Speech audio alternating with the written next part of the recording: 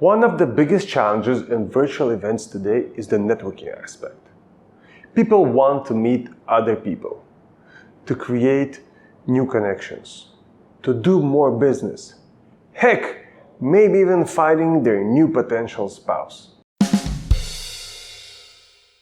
Helping your attendees to network in your virtual event is crucial. Today, I want to share with you the best practices we believe in when it comes to business-oriented networking. Welcome to Networking Done Right. Before we get to how to do it right, let's talk about what's happening today. It's very popular to let people self-identify and create unverified profiles that can be done by anyone. Together with the fact that the attendee list is available for everyone, this can create some absurd situations. Hi, I'm Donald. It's a pleasure to meet you, Donald. I'm Steve. Anyone can identify as anyone, and that can create awkward situations at best and fraud in the worst case. The profile needs to be verified. Today, the attendee list you worked your butt off to get those people to come to your event can be stolen in 3 to 5 clicks. Another issue in networking also comes with the ability to chat and talk to anyone in the event. How do I start a conversation? Hi, nice to meet you. I'm Zhenya.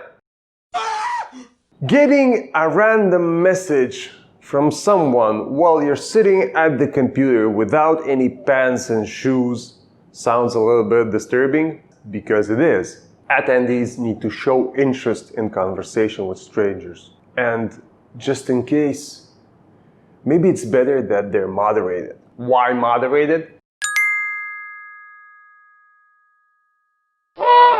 In one word, spam. It's also important not to be fooled by promises of smart matchmaking AI, especially when it's based in some general information that the attendee provides in 20 data fields. This field is very promising and probably in the future is going to get incredible results.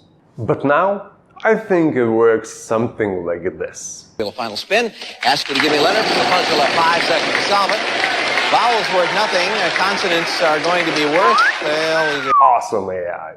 And now I want to talk about how we in VII events believe networking should be done. Networking sessions should be guided and moderated by the organizer.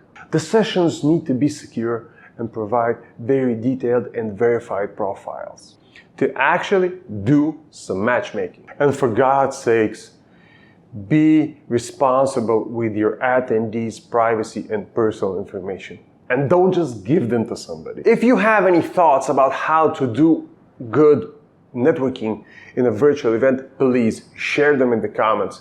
This video is a part of a series about how to make interesting, impactful, and exceptional virtual events. And if you want to learn from us how to do it, you can go to our website and book a demo, no strings attached. Thank you for your time. Stay safe.